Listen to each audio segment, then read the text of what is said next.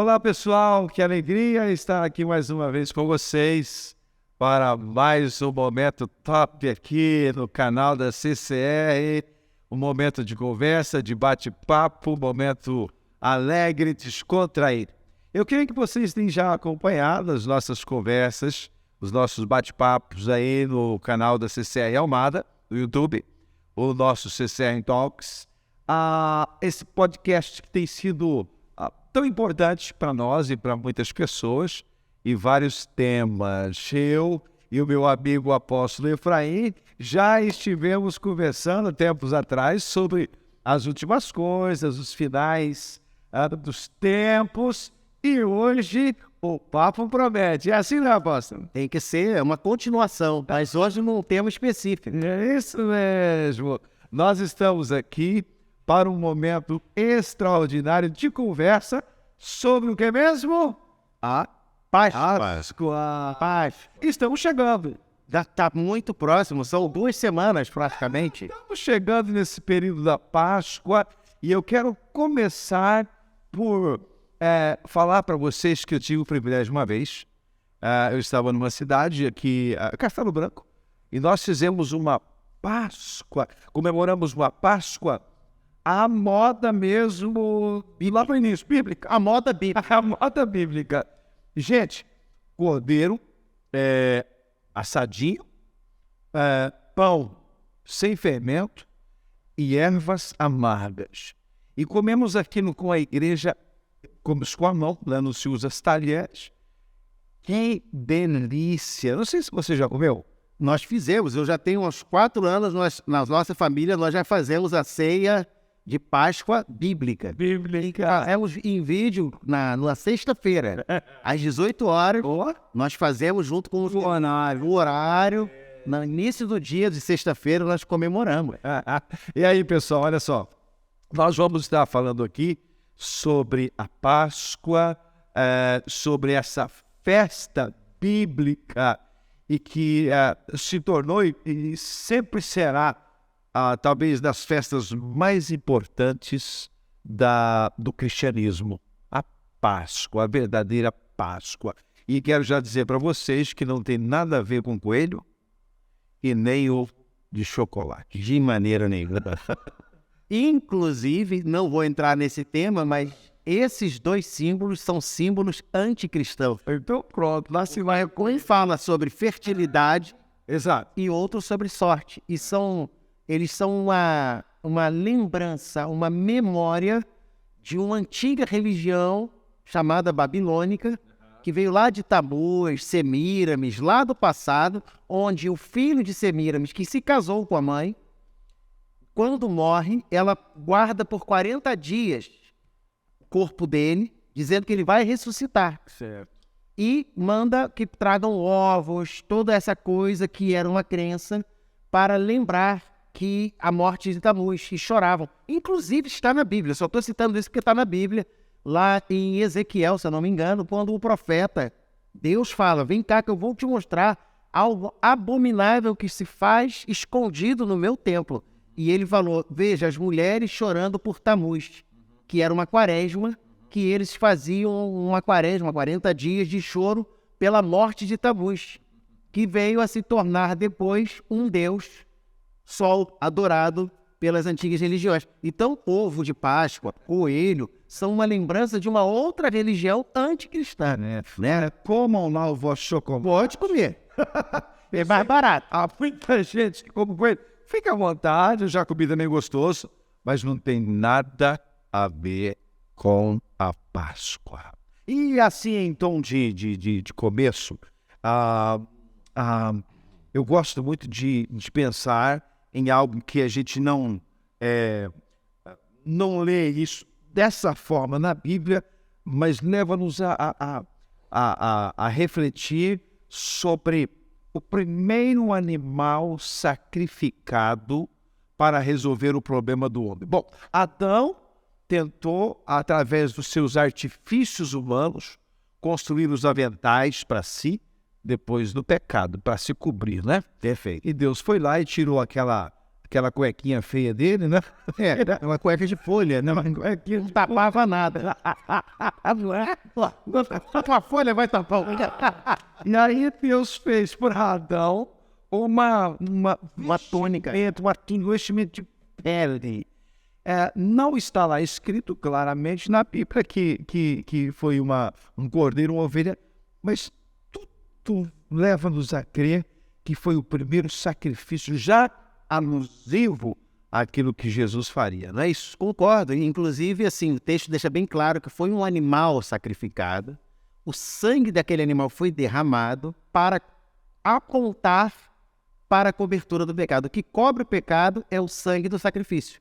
Então, o animal foi sacrificado, a pele foi costurada para cobrir o homem. Então, o homem precisava de algo que cobrisse a sua nudez física que estava incomodando o homem, mas Deus estava apontando que o grande problema da nudez que o homem entrou foi o pecado que agora entrou no homem e tornou ele nu espiritualmente. Então, só o derramamento de sangue pode cobrir o pecado. Só o derramamento de sangue pode quebrar, né, ou cobrir a nudez espiritual. Já é o primeiro apontamento que a gente chama do proto-evangelho. Já é o evangelho pregado no jardim, dizendo que sem aquele derramamento de sangue, o homem nunca ia ter a seu pecado coberto. Uau, a gente vê aqui já desde o início também os artifícios humanos, ou a tentativa do homem de cobrir os seus pecados, as suas falhas, que foi a ação de Adão logo em construir um avental de folhas. Até hoje, a humanidade está tentando resolver o seu problema pela via errada, não pela obra, o sangue, a vida, a morte, a ressurreição de Jesus, mas esses artifícios humanos, não é assim? Perfeito. Você vê que o grande paradoxo do jardim mostra o Deus criador, o homem, vamos dizer, corregente. O homem tinha uma posição de regência. Exato. O Deus criador faz o homem à sua imagem e semelhança e dá a ele poder sobre toda a criação. E diz, reja, cresça, multiplique, governe, domine sobre a criação. O homem começa a cumprir esse papel, aí vem a serpente, tenta o homem se desvia daquele propósito original. E qual é a tentação? Deus sabe que no dia em que você comer do fruto, você vai ser igual a ele, conhecendo o bem e o mal. Então a tentação foi, você pode criar um caminho para se tornar Deus. E o homem creu, porque Lúcifer tentou isso no céu também. Ele quis ser Deus, ele quis tomar o lugar de Deus. Esse fruto, ele permanece no homem, que é essa tentativa permanente do homem de criar um caminho dele para Deus. Você quer ver uma coisa? Tem uma coisa interessante sobre isso. Você falou aí da vestimenta, como quer dizer, o homem até hoje fica tentando cobrir. Tem um homem na Bíblia que virou sinônimo de pecado, que é Jeroboão. Jeroboão, que era o capitão do exército que fugiu de Salomão. Quando Salomão morreu, ele voltou do Egito, que ele sabia que se ele voltasse com Salomão, ele ia ser decapitado. Ele volta e lá ele descobre que está havendo uma celeuma entre as tribos, porque o filho de Salomão, Roboão, estava colocando impostos muito pesados. E os seus conselheiros jovens da sua idade falaram para ele aumentar os impostos. Aí Jeroboão entra nesse processo e acaba recebendo uma profecia dizendo que ele ia ficar com 10 partes de Israel. Né? Acho que era o profeta Aías que profetizou. E ele pega aquelas 10 peles, que ele divide em 12, dá 10 a eles. Assim se entregará 10 tribos. E é quando Jeroboão entra na história. Jeroboão vira sinônimo de pecado, por quê? Porque Jeroboão criou um caminho alternativo para adorar a Deus. Porque se adorava a Deus em Jerusalém, no sul, nas 2 tribos, onde estava o templo de Salomão. E Jeroboão, vendo que o povo descia a Jerusalém para adorar a Deus, falou, eu tenho que parar com esse povo. Daqui a pouco esse povo vai querer adorar a Deus lá, e o rei de lá vai ser mais importante que eu. Então ele criou um caminho alternativo. Ele criou em Betel um altar para as pessoas adorarem. E lá colocou um poste ídolo, uma árvore, representando a Azerá, e colocou lá um lugar para que as pessoas sacrificassem a Deus e não precisassem ir lá em Jerusalém, quer fazer isso, vem aqui e adora. E aí vem o profeta sem nome, profetiza contra o altar, e o altar se divide em meio, e toda aquela história acontece. Mas é a mesma história do jardim. É o alternativo. O homem querendo um caminho para Deus, quando o único caminho para Deus é o que Deus mesmo criou. Ele enviou o seu filho. É Deus quem cria a ponte entre o homem e Deus. O homem não consegue criar uma ponte para Deus. Certo. E nem mesmo construir algo para chegar aos céus. Só Deus consegue criar o caminho para ele. Por isso que Jesus falou que eu sou o caminho, a verdade e a vida, que são as 3 portas, né, do tabernáculo. A primeira porta, a porta que entrava lá fora, era a porta chamada caminho. A segunda porta, que era para a entrada da onde estão os sacerdotes, era verdade. E a última porta que entrava para o Santo dos Santos era vida. Então Jesus falou que eram as 3 portas que chegavam a Deus: o caminho, a verdade e a vida. Então foi algo que Deus criou para chegar até ele. E Jeroboão representa o pecado porque ele criou uma alternativa. Desde o início, o homem sempre vai cair no fruto do bem e do mal.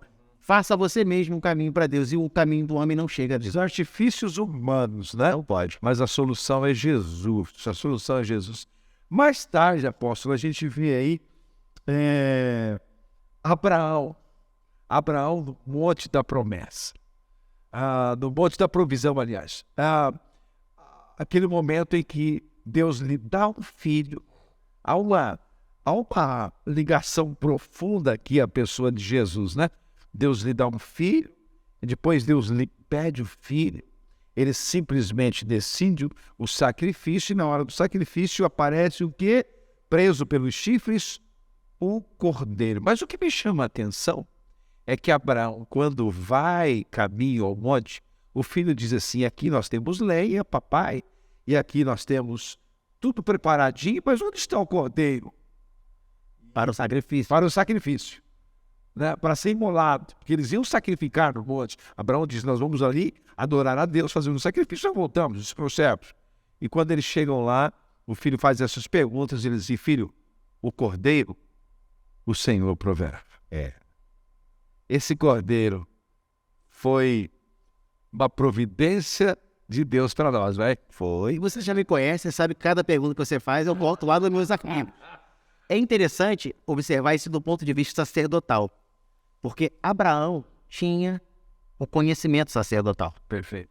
Se você volta lá no jardim, Adão foi o primeiro sacerdote.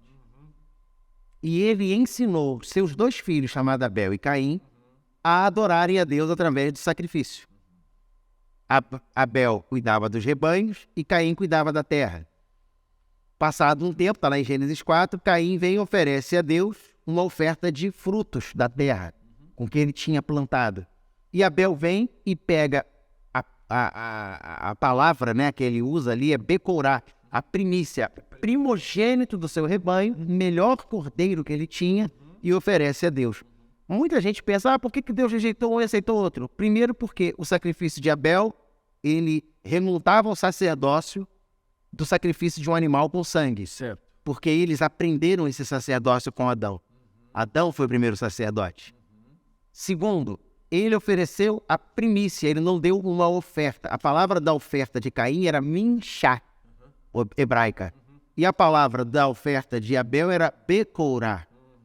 Minchá, oferta voluntária, oferta. Becorá, primícia. O que há de melhor. Uau. Então, assim, é muito interessante, porque esse sacerdócio, ele passa de Adão, depois vem Sete e clama ao Senhor, e ele tem um filho chamado Cainã, de Adão passa para... Porque Adão viveu até o tataraneto.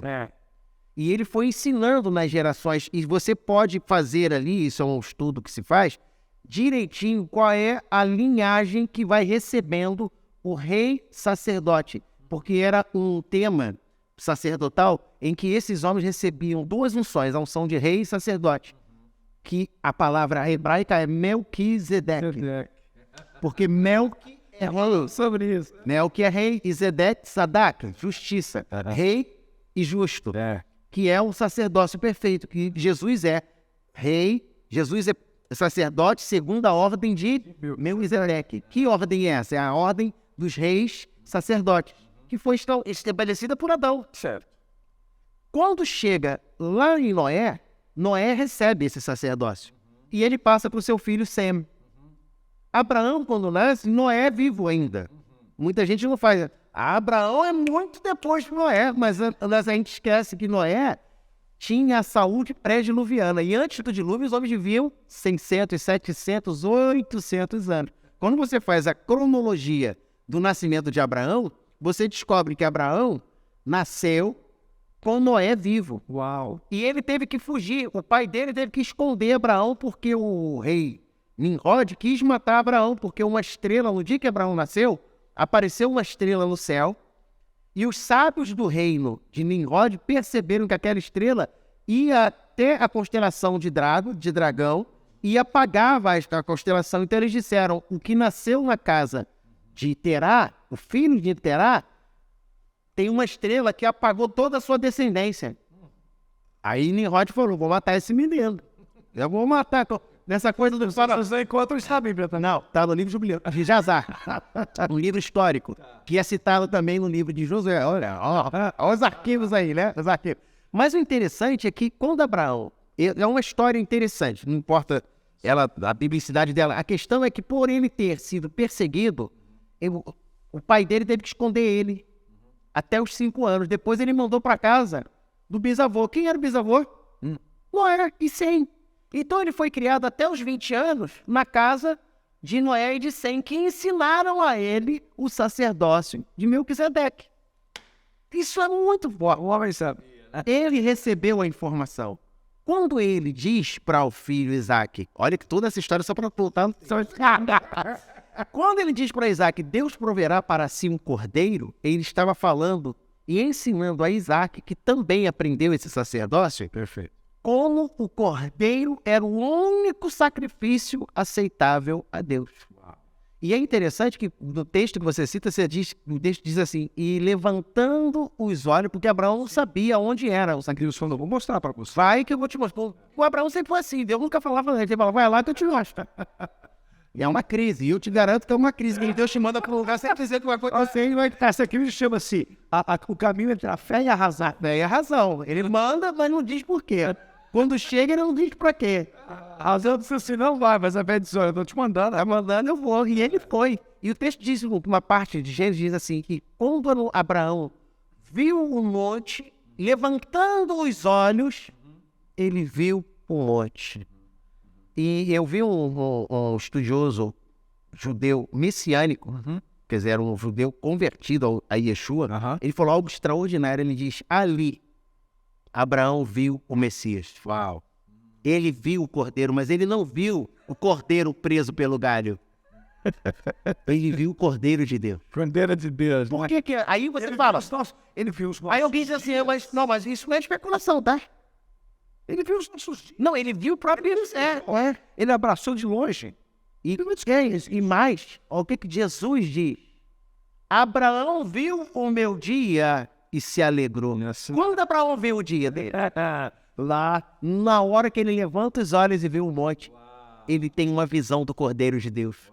Por isso que ele responde, meu filho, não se preocupe, porque Deus proverá para si o Cordeiro. Mas ele não estava falando de forma lúdica, ele estava falando de algo que ele teve uma visão, ele viu o Cordeiro. Abraão era homem de visão. Então ele viu o Cordeiro quando levantou os olhos. Quando chega no monte, ele vai até o fim. Mas ele vai até o fim porque ele sabe que o fim pertence a Deus. Aí Hebreus diz que Abraão sabia que ainda que ele sacrificasse, Deus era poderoso para trazer de volta. Exato. Esse tipo de fé é uma fé que rompe com todas as... Uau. E o cordeiro é o único sacrifício, porque foi o cordeiro, muito provavelmente no jardim, foi o cordeiro de Abel, que foi aceito, e agora o cordeiro que é substituto do sacrifício. E é uma coisa interessante, tá? Uma outra informação que não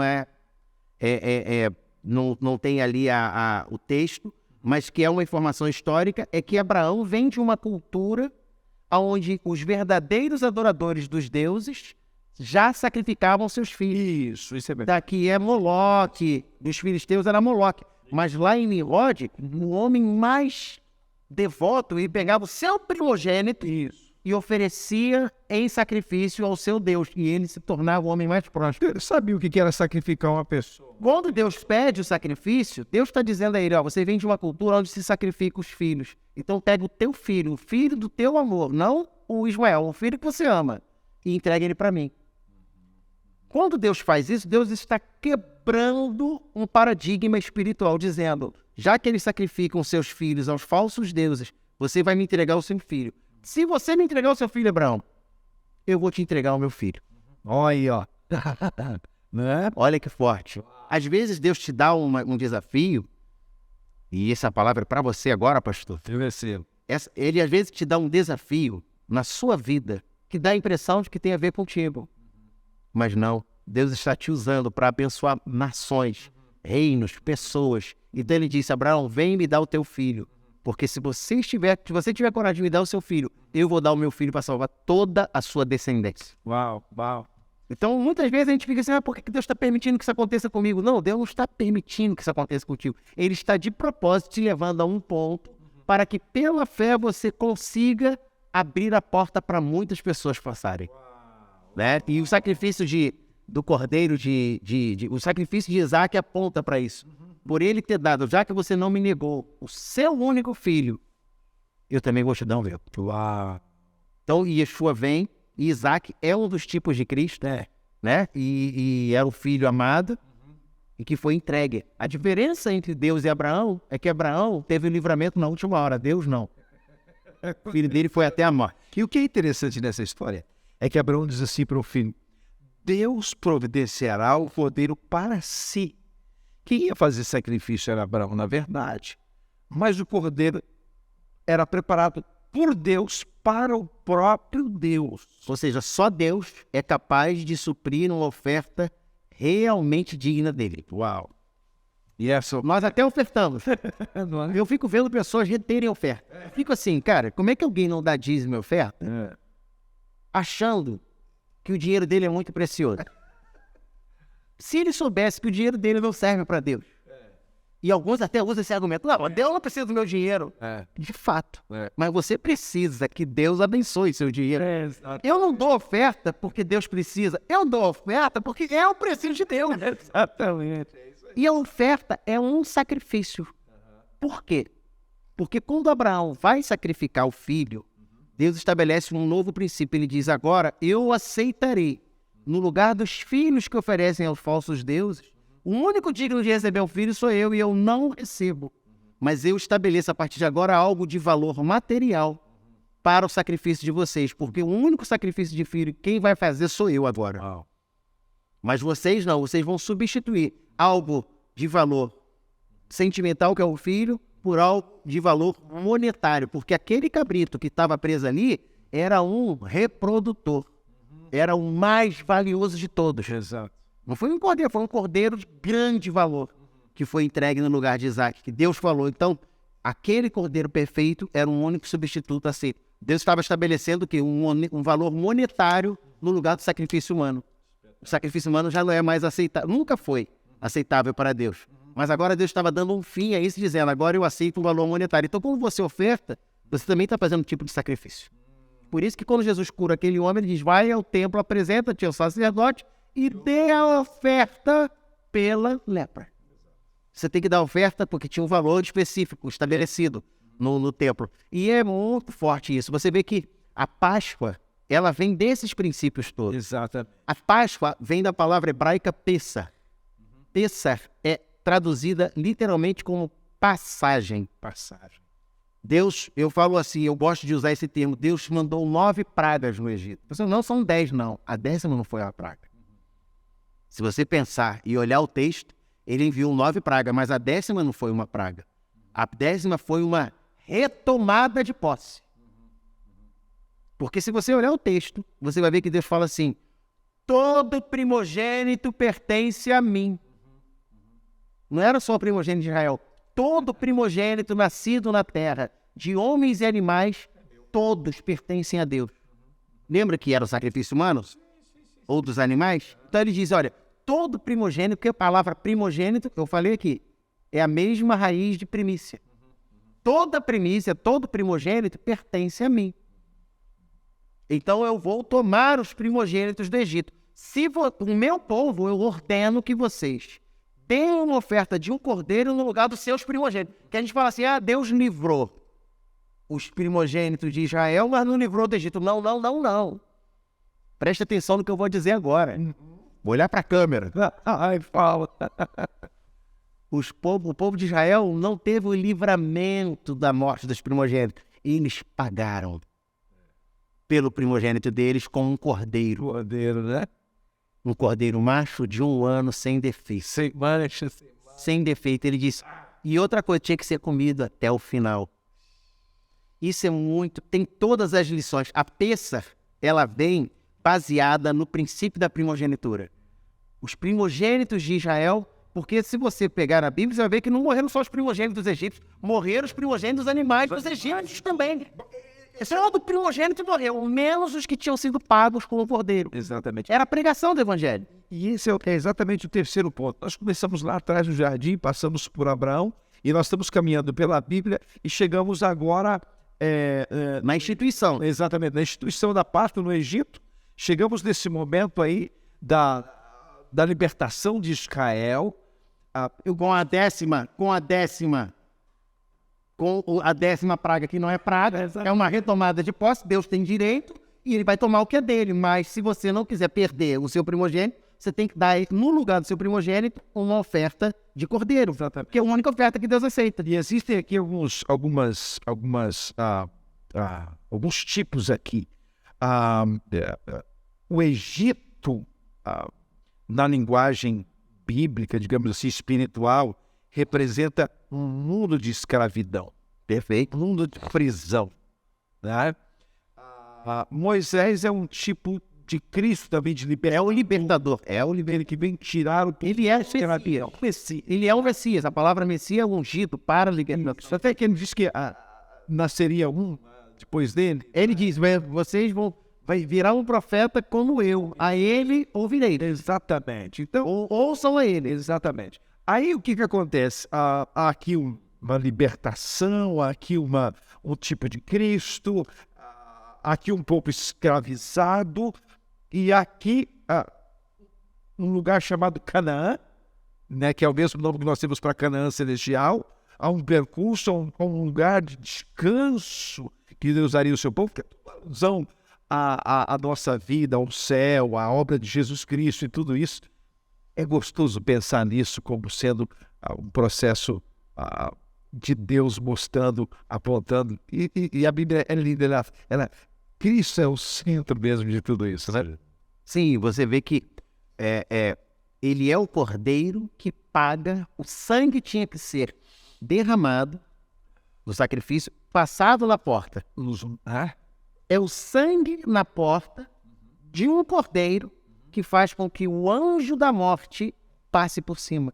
Pêssar por cima. Passa por cima. A Páscoa é Pêssar, ele não toca. Não pode tocar. Por isso que quando Cristo, que é representado, que paga o preço, morre por nós e derrama seu sangue, você aceita o sacrifício dele como suficiente para a sua salvação e confessa com a sua boca, crendo no seu coração que ele ressuscitou dentre os mortos, você é liberto da morte. Quando Cristo vem, ele morre porque, assim, eu sei que a igreja comemora o nascimento, mas a Bíblia ela é totalmente voltada na morte. Para nós, é muito mais importante a morte do cordeiro do que o seu nascimento. Porque foi a morte dele que iniciou a nossa libertação. Nossa vitória está na morte. Por que o Israel, como um todo, ainda não aceitou o Messias? Porque eles não entenderam que o Egito era um símbolo do pecado, que a morte o anjo da morte representa a própria morte espiritual e que só o sangue do verdadeiro cordeiro é que livra da morte. A pregação estava toda ali. E é interessante lembrar que existem 7 grandes festas. 7 festas, das quais 4 são consideradas grandes.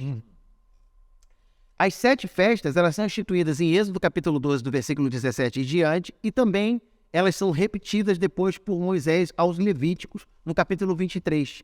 Por que 7 festas? Porque a primeira festa é a Páscoa, é a Pêssar. E é muito importante a igreja saber que quando Deus estabelece a Pêssar e manda Moisés escrever, Deus dita, e alguns acreditam que Deus escreve a lei, né? Os 40 dias. Deus fala para Moisés, diga a Israel, quer dizer, recite para eles que a Páscoa é a primeira festa e que o ano agora começa na Páscoa. Então, tem 2 inícios de ano em Israel. O calendário chamado bíblico e o civil. O calendário bíblico começa na Pêssar, na Páscoa, e o calendário civil começa no Rosh Hashanah, que é o início do Ano Novo em setembro. Eles comemoram o Ano Novo em setembro, mas eles sabem que, biblicamente, o ano começa em fevereiro, em Nissan, que é a Páscoa. Por que ele começa em Nissan? Porque Deus estabeleceu. Deus falou, a partir de agora, o mês de Nissan, a Páscoa será Rosh, será cabeça de ano para vocês. Por que seria cabeça de ano? Por que Deus muda? Se eles sabiam que se Deus sabia que o ano novo deles não era... Veja que não foi no dia 1º de Nissan, foi no dia 14 de Nissan. Por que Deus estabelece aquilo? Porque ele disse, porque essa vai ser a data que vai marcar a virada da história do homem. E nós contamos até hoje como? Antes de Cristo, depois de Cristo. Deus também estabeleceu isso. Lá em 14 anos ele disse, aqui começa o ano, aqui começa a vida. Então a Pêssar, para nós, o povo do verdadeiro da Páscoa, porque Israel tem a Páscoa, nós deveríamos eu comemoro as 7. Porque 3 acontecem na Páscoa, que é a Pêssar, que é a Páscoa, pães ázimos, que é no dia seguinte, no dia 14 de Nissan, nós temos a Pêssar, que é a Páscoa. No dia 15, que é o dia seguinte, nós temos a pães ázimos, que são os pães sem fermento. E eles têm que ser comidos durante 7 dias. E no terceiro dia, as primícias, que representam a ressurreição. Ele ressuscita no terceiro dia. Então, Cristo é o Cordeiro Pascal, ele é o pão sem fermento. Pão sem fermento. Porque ele é o pão sem fermento. Porque não há pecado nele. O fermento é o orgulho, aquilo que faz crescer, é o que leveda. Jesus é o pão sem fermento e ele é a primícia dos que dormem. Como está escrito em Romanos, confirmado que ele é o primeiro a ressuscitar para a glória, para a vida eterna. Então ele é a primícia dos que dormem. Ele é o pão, ele é o cordeiro, ele é o pão escondido, o pão ázimo, que é o segundo dia, e no terceiro dia ele é a primícia. Por isso que ele ressuscita no terceiro, ele está cumprindo as festas. Exato. E a partir desse terceiro dia se conta 50 dias, que são as chamadas, a festa das semanas, Shavuot, que nós traduzimos para Pentecostes, que são as semanas até a Páscoa, são 50 dias. Nesses 50 dias vem Deus dá a lei, a palavra é escrita no Monte Sinai. É o Pentecoste, é a vinda da palavra escrita. Só que ele faz uma promessa lá no profeta, ele diz assim, eu tirarei a lei que eu dei para vocês em pedra, do coração de pedra, e a escreverei no coração de carne. Então, quando o Espírito Santo vem no Pentecoste, ele vem no coração do homem e escreve diretamente a lei no nosso coração. Então, Cristo já cumpriu Páscoa, já cumpriu pães ázimos, já cumpriu primícias e já cumpriu Pentecostes, porque ele diz, não vos deixarei órfãos, mas vos enviarei o Consolador, o Espírito da verdade, e ele será colocado dentro de vós. Ele não vai estar só influenciando vocês, ele vai viver dentro de vocês. Mas ainda tem 3 festas. Trombetas, que é a festa, né, do Yom Teruah. Vem depois a festa do Yom Kippur, que é o dia do perdão. E por último, a festa de tabernáculos, que é a provável data de nascimento de Yeshua. Porque ele tabernaculou entre nós. João capítulo 1, versículo 14. Então você vê que as 7 festas são bíblicas e são para nós. Porque as 7 não são para... Se você pegar hoje o calendário, se você entrar no Google e colocar assim, festas judaicas, não vai aparecer pães ázimos, não vai aparecer primícias. As outras vão aparecer, Shavuot, Pentecostes vai aparecer, o Yom Teruah vai aparecer, o Rosh Hashanah, e vão aparecer outras que não são para nós. Essas são para Israel. Mas essas 7 festas são para nós. Porque elas todas testificam de Cristo. Cristo Jesus está ali, né? Qual é o nome da festa? O que falou assim sobre... O que ele falou? Daquele dia, daquela hora, nem o Filho do Homem, nem os anjos sabem, somente o Pai. Sabe qual é o nome da festa das trombetas? A festa que ninguém sabe o dia nem a hora. O nome dela era conhecida. Por quê? Porque ela era marcada a partir de uma lua nova que era observada, e a partir dali os sacerdotes contavam a data para vir a festa das trombetas. E qual é o próximo salvos? E qual é o próximo evento que a igreja está esperando? O toque da trombeta. Exatamente. Então, assim, é muito importante. Eu queria muito deixar essa mensagem hoje, quando falasse, que é muito importante nós olharmos a Páscoa não como uma festa cristã em si, mas como uma festa bíblica que começa um calendário espiritual para a igreja, e que esse calendário espiritual está marcando aquilo que Deus faz. Eu chamo as festas de portais espirituais. Na Páscoa você tem uma porta espiritual aberta, aonde a intervenção de Deus veio para Israel, mas a intervenção de Deus veio para o mundo todo. Cada vez que Deus interferiu na história, é um marco para nós. Então, nessa Páscoa, nós vamos olhar para essa festa e vamos falar assim, meu Deus, nesse dia, o Senhor livrou o povo de Israel da Egito. Nesse dia o Senhor livrou o mundo da escravidão do pecado. O verdadeiro e puro cordeiro que o Senhor providenciou para nós. Morreu nesse dia. E era legal que o pessoal em casa fizesse o desafio, independentemente do que você vai ter sobre a mesa, mas na questão da Páscoa em si, partilhar com os nossos filhos, ensinar-lhes o verdadeiro sentido da Páscoa. E fazer, Apontar para Cristo. se puder, fazer um jantar de Páscoa na sexta-feira, dia 5. Isso. 5 de abril, sexta-feira à noite. É 5? É dia 5, né? Okay. No caso, o 14 de Nissan esse ano cai 5 de abril. Certo. E aqui é 7. Nós o povo cristão comemora no domingo de Páscoa. Exatamente. No dia 7. Mas, como vai ter a comemoração da Páscoa aqui, se as famílias puderem se reunir em casa no dia 5, no dia 14, à noite, senta com os filhos e ensina, porque esse era o estabelecimento. Senta com os teus filhos e ensina a eles esse princípio. Essas palavras ficam para sempre. Você pega seu filho, põe o cordeiro, põe o pão sem fermento. Se você não achar para comprar, é fácil de fazer. Entra no Google, bota assim, pão sem fermento. Tem um monte de receita. Nós fazemos lá em casa. E olha que eu não sou de cozinha, mas eu sei fazer o pão sem fermento, pelo amor de Deus. Fica bom, né? É só botar o trigo com o negócio lá e jogar, o negócio fica pronto. Pão sem fermento, compra as ervas amargas, aquelas ervas mais chicória, couve e tal, corta ali e coloca para comer a erva amarga. E existe todo um procedimento, se você quiser, eu deixo um roteiro de quais são os textos que vão apontando para aquele jantar. Ótimo. Né? E eu deixo disponível, passo pro pastor, para quem quiser. Ah, pastor, eu quero aquele texto que foi falado no Talks. Talks. E aí as pessoas vão poder participar e comer. E fazer uma ceia bíblica. E fazer uma oração. Tem a oração que se faz de agradecimento a Deus pelo fruto da terra e pela salvação. No final, você está dizendo, é a ceia. Jesus fez a ceia, a última ceia foi que dia? Jesus, quando fez a última ceia, foi a ceia de Páscoa. Quando ele pega o pão e parte, a última Páscoa. O vinho ali era Páscoa. E ele disse, ele não mandou, vai lá, prepara, tem um burro separado, vai lá e vai na casa que já está separada para a gente comemorar a Páscoa. Diga a eles, o Senhor precisa da casa, já tinha um lugar. Já, tudo certo. Chegou lá, eles fizeram a Páscoa e ele partiu o pão e disse, esse é o meu corpo que é dado por vós. E deu o vinho e disse, esse é o meu sangue que é derramado por vós. E ele comeu uma ceia pascal com os seus discípulos. Ele falou, não mais comerei convosco até que digais Baruch Rabá Shem Adonai, bendito que vem em nome do Senhor. Olha que eu noto que as festas da Páscoa, elas aconteceram em momentos históricos da Bíblia, né? Essa questão de Abraão, a questão da libertação do povo do Egito. Mais para frente vem Josué antes de entrar na terra de Canaã, por causa de uma celebra a Páscoa.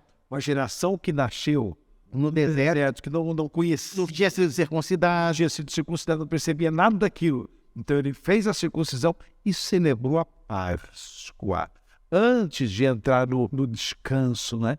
A sensação que dá que antes de entrar em Jesus, celebrou a Páscoa antes de chegando, subir os céus. Eu acredito que por viver a Páscoa é a expectativa de que Canaã está ali. Certo. Que nós estamos chegando em Canaã. Não, e tem muita gente, e isso é especulação, gente, que acredita que o arrebatamento vai acontecer numa Páscoa, porque ele diz que depois nós ceiaríamos com ele nos ares. Nos ares, né? E aí alguns dizem, vai ser a Páscoa. Tá bom. Aí já tem outros que dizem, não, vai ser na trombeta. Tá bom, mas eu acredito que algo vai acontecer numa das... Eu fico muito ligado no tempo de festas bíblicas. Porque eu falo, bom, Deus sempre interviu nessas datas. E ele não vai mudar isso agora. Então, toda festa é tempo de atenção, de consagração, de entrega e de expectativa de que Deus vai fazer alguma coisa. Ou com a gente ou com o mundo todo, mas que Deus vai nesse... Olha, para a gente finalizar, é gostoso falar aqui a noite toda, né? Dá vontade de fazer... Então, sabe qual é o nome? Tom Forever. Tá falando sempre. Olha só, mas pensando agora na pessoa bendita de Jesus Cristo, já que a Páscoa lá desde Gênesis, Adão vem apontando para Jesus, o Cordeiro apontando para Jesus. Aí João Batista vê Jesus, eis o Cordeiro de Deus que tira o pecado do mundo, lá.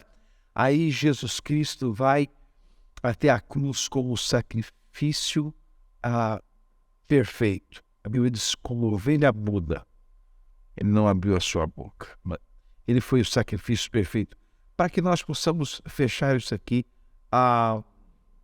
falando um pouco sobre esse Cordeiro especial, Jesus Cristo, como que ele cumpre essa missão pascal, essa missão de sacrifício, de obra redentora, dessa perspectiva da Páscoa. Eu creio que ele se torna o Cordeiro que entra na eternidade. Porque lá em Apocalipse 5, João diz que viu o trono de Deus e os 24 anciãos. E naquele que se assentava no trono, na mão dele havia um livro selado. E ele começou a chorar e ele chorou. E o anjo perguntou, por que chora, João? Ele, porque não há no céu, nem na terra e nem em lugar algum alguém digno de abrir o selo, de tomar o livro e abrir o selo. Aí o anjo diz, não chore, João. Olha, e quando ele viu, ele diz, e eis que eu vi o Cordeiro de Deus entre os 24 anciãos. Ele estava ali, ele não tinha visto. E ele se alegrou e disse, ele é digno, ali ele é a raiz de Davi, o leão de Judá, e ele é digno não só de tomar o livro do que se assenta no trono, como de abrir. Então, a oferta do Cordeiro, de Cristo como Cordeiro, deu a ele o sumo sacerdócio espiritual perpétuo e a autoridade de Cordeiro que poderia cumprir nos céus as exigências de Deus sobre a terra. Então ele vai lá para o céu como Cordeiro. Quando João viu ele como Cordeiro, João ficou muito impactado.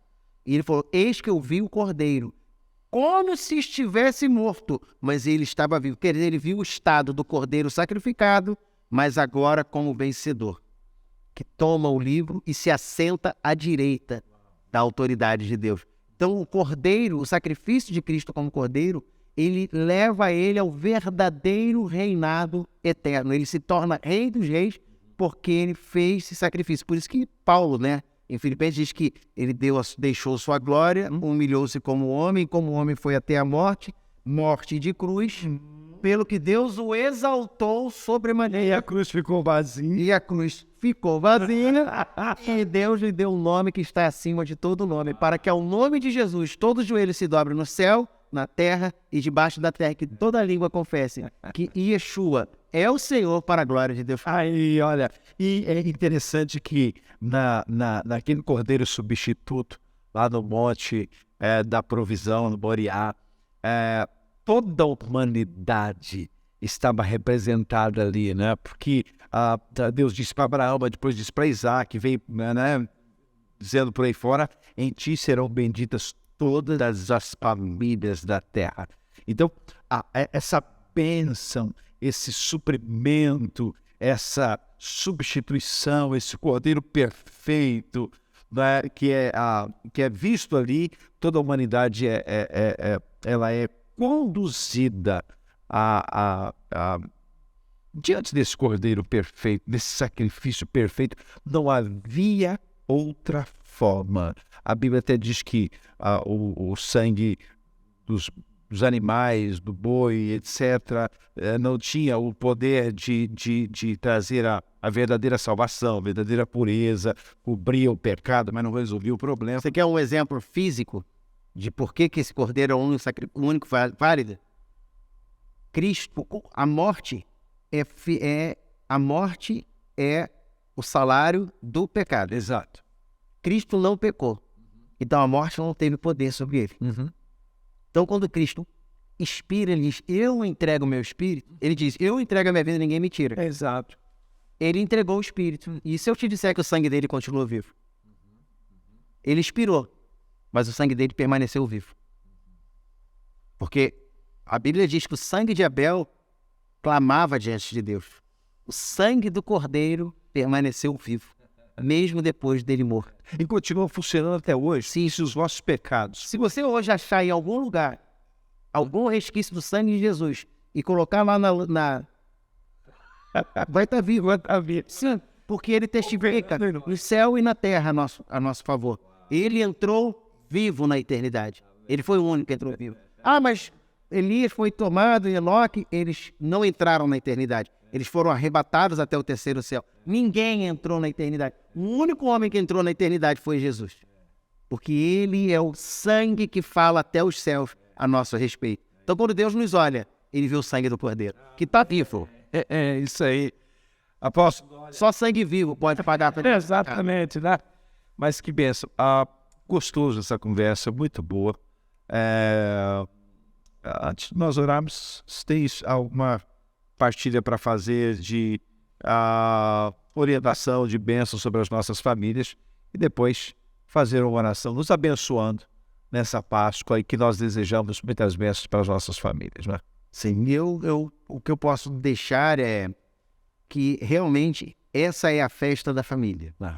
Até porque ela foi estabelecida para que as famílias se reunissem em casas. E quando a família era muito pequena, ele disse, chama outra família para compartilhar o cordeiro. E quando você consegue entrar nessa festa com a sua família, com esse entendimento, muda toda a perspectiva da sua vida. Então eu acho que essa vai ser uma grande oportunidade de nós não ficar botando roupa igual, ou uma coisa diferente. É algo que vai nos juntar à mesa. E nessa mesa o cordeiro vai estar ali, representado na nossa frente. E nós vamos poder viver e vivenciar, mais uma vez, aquilo que nos deu a vida eterna, que foi o sacrifício. Então, meu conselho é que as famílias tentem, pelo menos, eu moro sozinho, vê uma família daí, fala, eu quero comemorar com a sua família. Vou na tua casa sexta-feira, dia 6 de abril, eu levo um pedaço do cordeiro, né? Eu não sei fazer cordeiro, gente. Tio Google, ensina tudo. Põe no forno, é muito simples, tempero simples, né? Bota lá aquele galinho, como é que é o nome daquele negócio que... Não tem um louro. Não, tem louro não, um que parece um pinheiro, uma folha, lembra? Alecrim, aí, tá aí o outro. Olha o alecrim do cordeiro, né? E é interessante que se o meu conselho, a palavra que eu dou é faça dessa uma festa da família. Para você reunir em família e ter uma comunhão diante da mesa, vocês partilharem o pão sem fermento, e que é uma ceia aonde você vai sair não só saciado, mas você vai sair dali realmente motivado, sabendo que Cristo deu a sua vida e é participar de algo que é bíblico, foi instituído. Leia o texto de Êxodo, capítulo 12, versículo 7, Levítico 23, e você vai ver que está tudo ali. E eu vou deixar uma guia aqui pro pastor de como faz o jantar de Pêssar, e eu vou te enviar depois. Tá bom. E se alguém quiser, depois partilha aí, fala com a gente que nós vamos lá. Vamos orar por esse povo? Oremos. Por favor. Pai, muito obrigado por essa oportunidade tão maravilhosa de compartilharmos a Tua palavra, a alegria, a certeza, Senhor Deus, da salvação. Obrigado, Senhor Deus, porque apesar de nós sermos tão fracos, tão frágeis, Senhor Deus, e muitas vezes tão desligados das coisas que o Senhor tem realizado em nós, Senhor, a Tua palavra vem para nos fazer e trazer a memória, Senhor Deus, de que o Senhor deve ser o centro de tudo em nossa vida, de que nós devemos buscar o Teu reino, o Teu governo sobre nós. Então que esse tempo, Senhor, seja um tempo de resgate nas famílias, um tempo de restituição, um tempo de saúde para as famílias, um tempo de esperança. O mundo está ficando mais perigoso, mais aflito a respeito de guerras, rumores de guerra, terremotos, coisas estão acontecendo, mas nós olhamos para o Senhor e é como se nós estivéssemos nesse mundo, mas realmente não pertencêssemos a Ele, porque recebemos essa paz que excede todo entendimento, essa certeza e essa confiança de que tudo pode acontecer, mas o Senhor nos guardará de todo mal, o Senhor guardará a nossa alma,